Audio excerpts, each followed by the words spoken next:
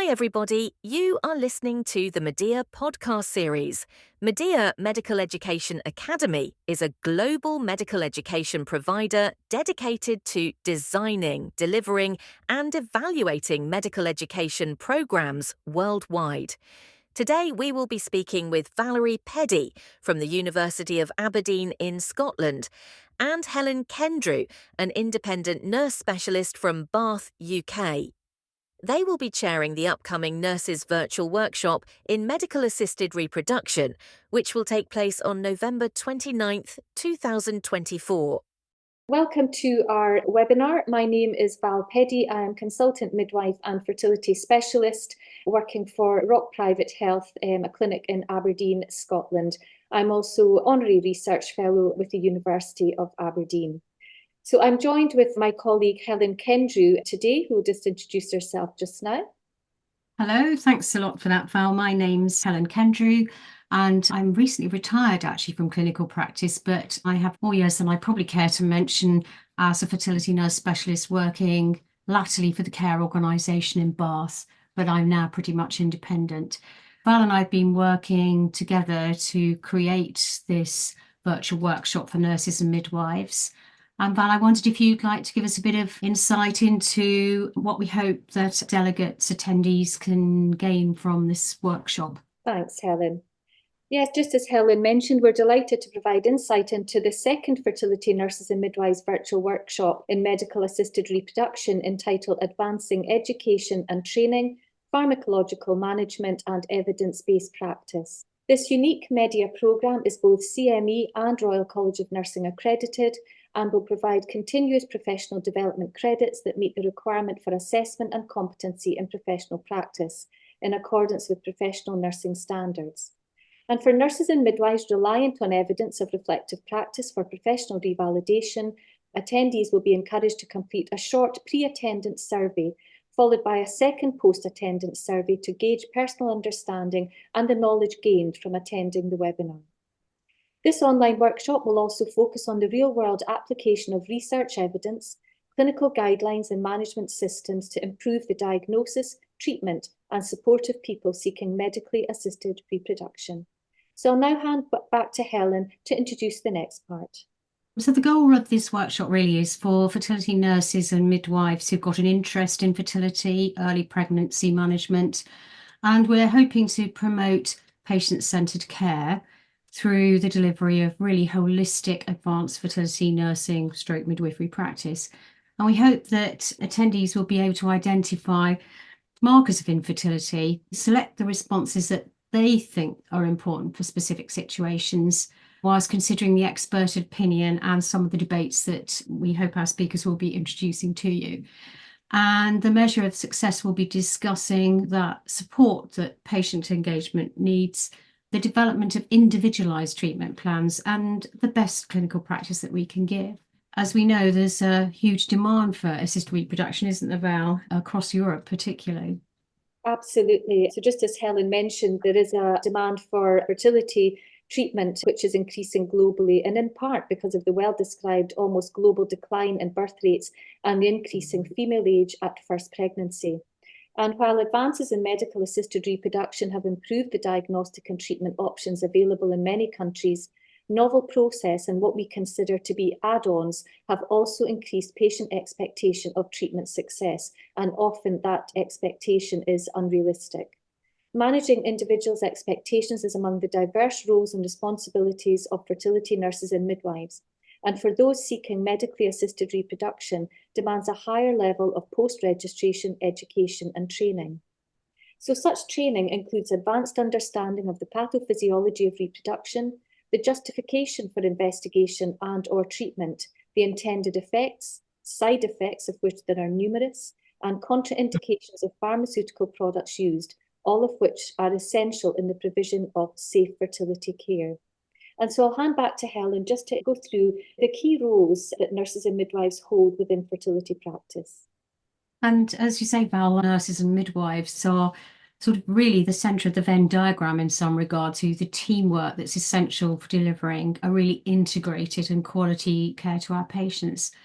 And there's an expectation of all health professionals involved in medical assisted reproduction that will reach and maintain their full potential as long as they're working within the guidelines of their job description, understand their roles, clinical knowledge, and have a professional competency.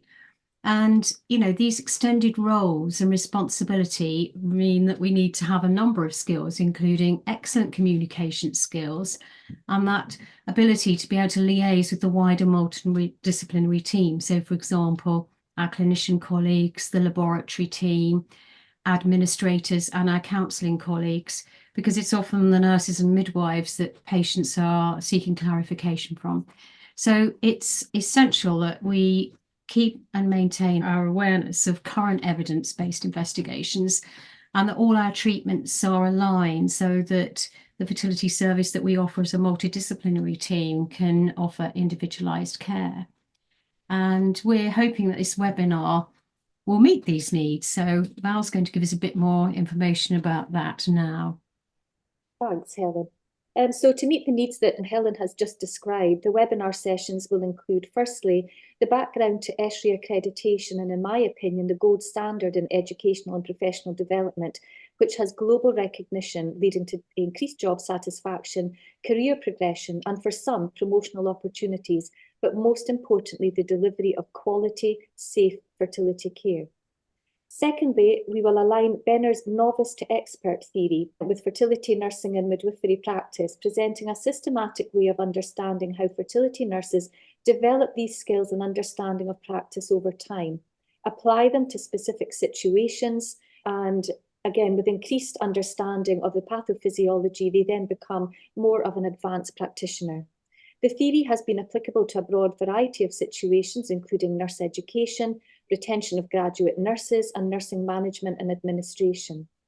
And in accordance with Benner's theory, we'll also explore the work of the Royal College of Nursing with specific focus on the publication, a training and education framework for fertility nurses, which will guide nurses through educational and clinical opportunities leading to advanced fertility nursing and midwifery practice. But as Helen mentioned, it's all about helping nurses reach their full potential, whatever that potential might be. Patient-centred care is a pillar of quality fertility care, and managing their expectations can be challenging. One of our speakers is Professor Kate Bryan, who will detail in a sympathetic manner her personal experience whilst methodologically taking us through the patient journey from diagnosis and the inevitable anxiety that arises to investigation and treatment.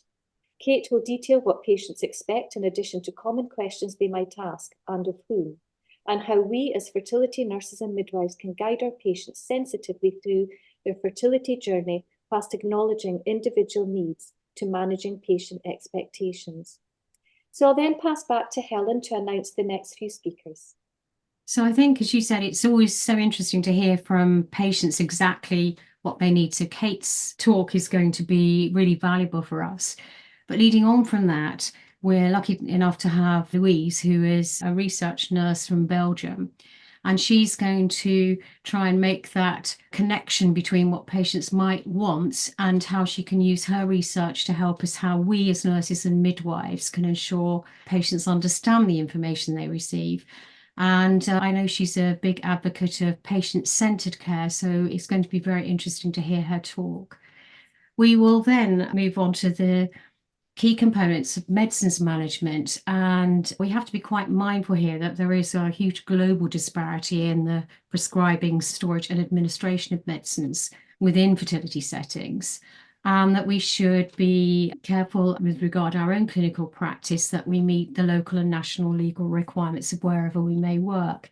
In the United Kingdom, we have nurse prescribers who undertake a course of education and qualification and have to keep very clear and strict records of their prescribing.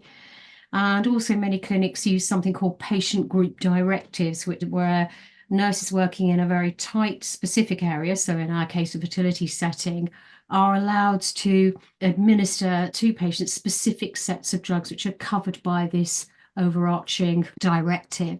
It's really important that we all understand our local frameworks and how we dispense and administer medication safely.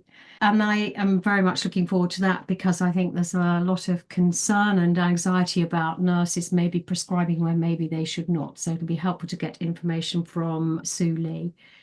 We're also really fortunate to have Professor Tim Chard, who some of you might know. He is professor in Oxford, very well known. He's very keen on delivering evidence-based medicine. And in that light, he's currently an authority member of the Human Fertilisation and Embryology Authority in the UK, our regulator, and he chairs the Scientific and Clinical Advances Advisory Committee. So he's really up to date with the treatments that we should be giving and the evidence around supporting that. And Val, I wonder if you'd like to introduce our final speaker. Yeah, thank you, Helen. So I think as Helen's just rounded off there, I think what we are providing is almost like the holistic journey through fertility care that will cover research and clinical practice in addition to training and education. And then we're moving really towards real advanced fertility nursing practice when we close with our final speaker, who is Jen Ulyat from Scotland in the UK, who's going to provide insight into the role of the nurse sedationist within the fertility setting. And as some of you might already know, traditionally procedural sedation was only administered by an anaesthetist or dentist, but in the early 90s, nurses in America were actually being trained to administer procedural sedation. As nurses and midwives develop their skills and knowledge, it's important that our roles are clearly defined, and those working at a higher level of practice are actually competent to do so. As we will have heard from our previous speakers, patients should feel confident that the practitioner looking after them is appropriately qualified and not trying to either take over or assume the roles of other medical practitioners, for example, registered sonographers or clinicians. However, there are many practical procedures that the fertility nurse or midwife can be trained to undertake competently, and procedural sedation is just one of them. Therefore, we look forward to hearing about Jen's experience and the relationship with job satisfaction and the delivery of safe, efficient and quality patient care. So to close, we hope that this podcast has inspired you as a fertility nurse or midwife to advance your professional and clinical practice, update your knowledge of advanced evidence-based techniques, and improve your understanding of the pathophysiology and role of pharmaceutical products used in medically assisted reproduction. For more information on this event, please go to the Medea website at medeaacademy.com/event/nurse RM 2024.